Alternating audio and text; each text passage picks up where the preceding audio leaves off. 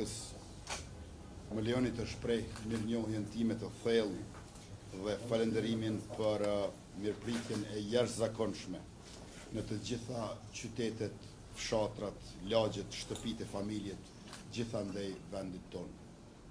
Po ashtu një falënderim për mijëra vullnetar, simpatizant e aktivist që organizuan fushatën dhe ishin krahu ynë i fortë në këtë fitore madhështore. Me 9 shkurt, si vjet, fitoi lëvizja vetëvendosje me partnerët. Në 28 dhjetor 2025, fitoi populli i Kosovës dhe Republika. Urime fitoria më e madhe në historinë e vendit. Tash na presin shumë punë përpara, rezultati sotëm na ka bërë të qartë që duhet të ecim përpara pa vonesë. Sa më parë që certifikohen rezultatet, aq më shpejt do të na duhet të krijojmë institucionet e të vazhdojmë me punën e mirë dhe projektet e nevojshme. Në kuvendin e legjislaturës së 10, po na pret plani i rritjes Bashkimit Evropian në vlerë prej 880 milion euro, prej të cilave parafërsisht 2/3 janë kredi, ndërkaq 1/3 grante, dhe 3 marrëveshje me Bankën Botërore në vlerë prej 120 milion euro, pra mbi 1 miliard euro gjithsej. Ftoj nga tash partitë opozitare për bashkëpunim në kuvend për marrëveshjet ndërkombëtare, për ligjet e mira që do t'i procedojmë dhe për interesin publik të qytetarëve të Republikës.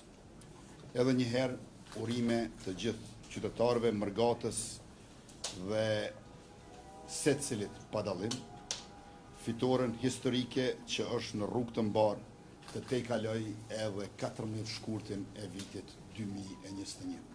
Sot ishte një ditë e gjatë, përveç se e bukur dhe e rëndësishme. Ju falenderoj. Prime Minister in English, please.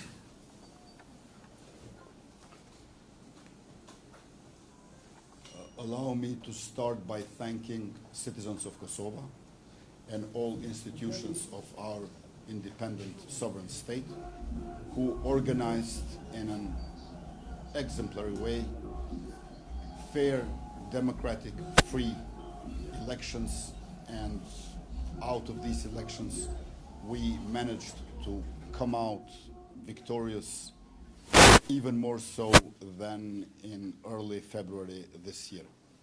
I like to thank citizens of Kosovo, to thank also the opposition parties for their campaign, for acknowledging this time around the result of the elections, and I look forward to cooperation with opposition regarding some international agreements that are pending, and we need 2/3 majority for them, including EU growth plan, 880 million euros, 2/3 of which are loans and 1/3 are grants, then another 120 million euros from 3 agreements with World Bank.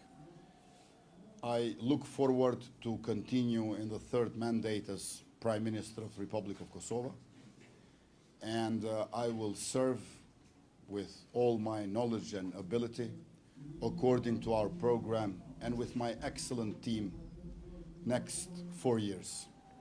Once the results will be certified by Central Election Commission, we should swiftly constitute a parliament out of 10th legislature and then form immediately new government.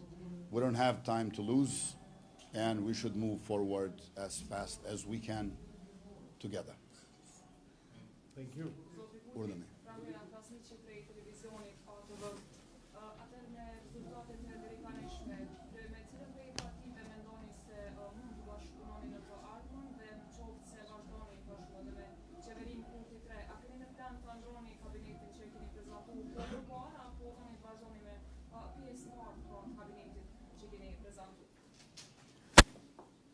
Së pari duhet të presim certifikimin e rezultateve nga Komisioni Qendror Zgjedhor dhe më pastaj me një herë duhet ta konstituojmë kuvendin e legjislaturës 10 dhe ta formojmë qeverinë e re.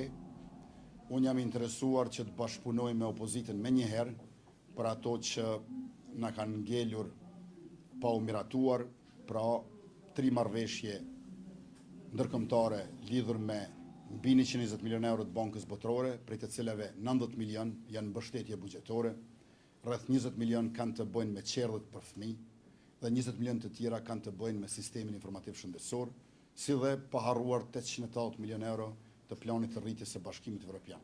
Për këto na duhet një shumicë prej 2/3, por besoj që pas certifikimit të rezultateve do të mund të ecim mbare mirë, por edhe shpejt e pa vonesa, me qenë se blokadat janë të pamundshme tani më.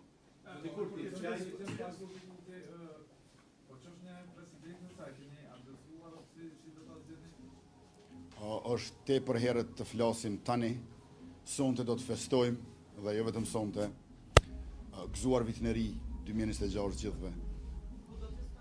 Por natyrisht që nuk do të vonohemi që ta trajtojmë edhe këtë çështje.